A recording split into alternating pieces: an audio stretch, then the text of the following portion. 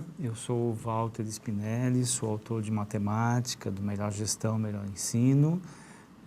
Esse curso foi preparado por mim em conjunto com o professor Roberto Moisés, que não pôde estar aqui, então eu estou aqui o representando também para conversar com vocês. Nossa conversa de hoje é sobre a proposta desse curso, abordando os conteúdos de matemática nos módulos que serão vivenciados aí pelo esse terceiro curso, que tem como um princípio básico assim, a relação do trabalho em sala de aula de verdade. Nosso objetivo sempre foi tentar construir atividades, construir possibilidades de trabalho para o professor em sala de aula, ok? Eu sou formado em Física e Matemática e sou doutor em Ensino de Ciências e Matemática.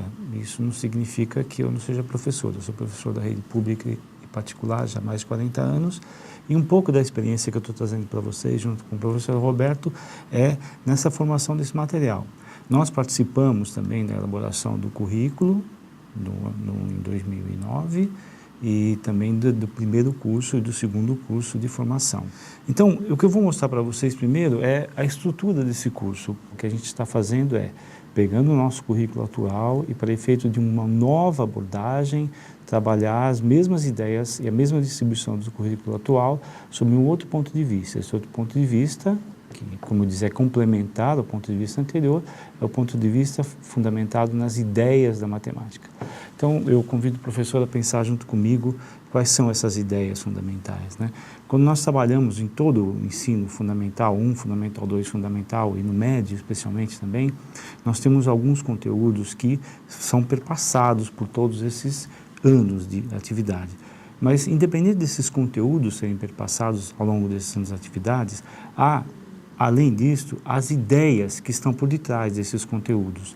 Essas ideias, elas são ideias que não estão especificamente em um único conteúdo, elas permitem que a gente faça essas relações entre todos os conteúdos, entre vários conteúdos, de maneira que um significado de um deles possa ser associado ao significado de outro, por intermédio de uma estrutura. Essa estrutura é estabelecida por essa ideia fundamental.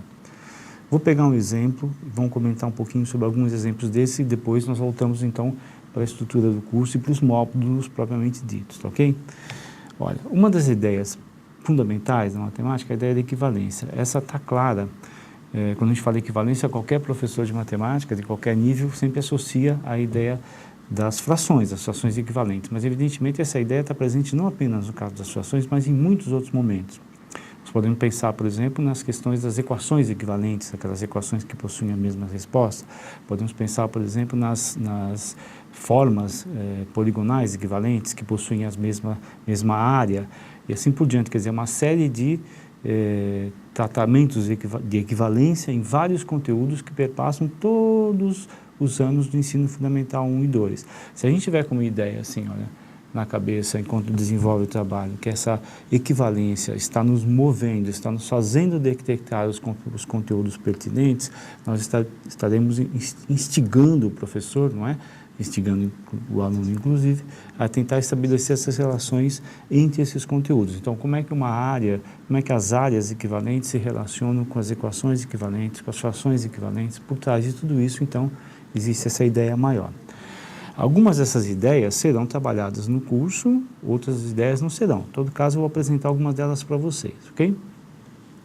Outra ideia interessante é a ideia da ordenação. Nessa ideia está claro para a gente, dentre outras coisas, a composição dos conjuntos numéricos. Quando a gente pensa nos conjuntos numéricos, nos naturais, nos inteiros, depois nos racionais e tal, essa ideia da ordenação está muito por detrás disso. Está de trás também da questão das sequências numéricas, enfim, há uma série de conteúdos matemáticos aí associados a essa questão da ordenação, tá? Falaremos um pouco sobre especialmente essa ideia um pouco mais adiante.